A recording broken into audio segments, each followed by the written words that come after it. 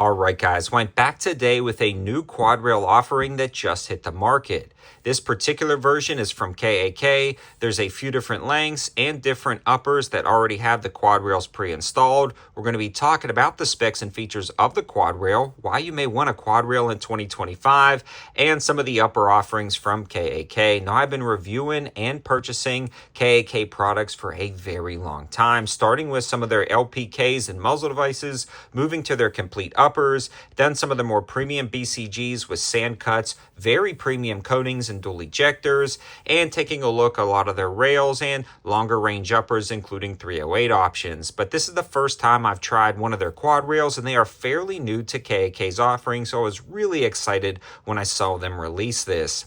These guys make some great made-in-the-USA products at affordable prices, and this one is no different. We're going to talk about some of the quad rail offerings, as well as some of the offerings on the complete upper assemblies that already include the quad rail pre-installed. Let's dig into it, starting with the quad rail lengths. Now, at the time of filming, it seems to be offering two different quad rail lengths. You've got the 13-inch that you see right here, and then you have the 10.7-inch that you see below. Now, the 10.7-inch is going to be great for those ARPs or shorter barrels, and this one is actually featuring a 12.5-inch barrel, and the 13-inch is going to be good for those longer builds, the 16, 18, even 20-inch barrels. So depending on what you want, they've got a quad rail length that's going to be right for you. Let's talk about the specs and features, kind of a general overview of both of these quad rails, because other than the length, they're practically the same. The first thing I noticed about this particular quad rail was it was not a direct square.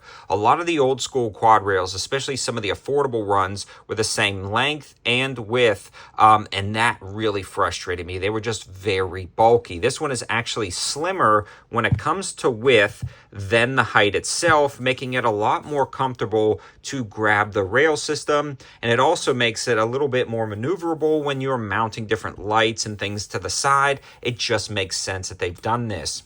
You need the height specifically to clear the gas block, but you don't necessarily need the width because, again, you don't just need that on the side, so it's nice that they've done that. They also have vent holes all the way down the sides to allow a lot of that heat to escape while you're firing. They have the monolithic pick rail at the top, allowing you to mount whatever pressure switches you want, lights, lasers, optics, iron sights, you name it. There's a spot for it.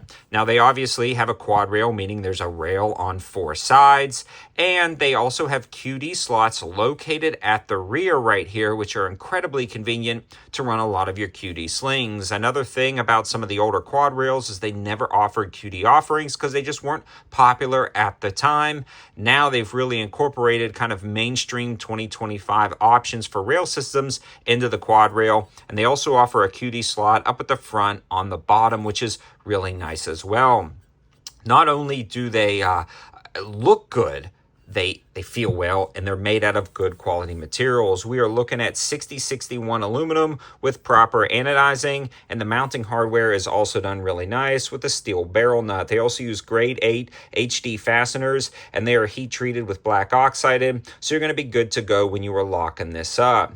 The other cool thing about this particular rail system is it does come with the anti-rotation tabs built into the rail system right there that locks up and prevents it from rotating, and this lockup with their clamping mechanism is very impressive when it comes to a rock solid lockup. Again, a lot of the more affordable quad rails from back in the day did not offer a lot of these features, and it kind of gave them a bad name, and it really wasn't necessarily quad rail, M-Lock, or key mod. It was just all of those rail systems weren't incorporating some of these more premium materials and some of these nicer offerings, so it's really nice to see that KAK is doing that with both of these quad rails. Now, they also offer these, again, as independent quad rails, but complete upper assemblies. Let's talk about those. KAK is also offering a lot of suppressor-dedicated upper assemblies, and this one is not quite necessarily that, but it is kind of borderline. And the cool thing about these guys is they know exactly what they're doing, and they give you a million different options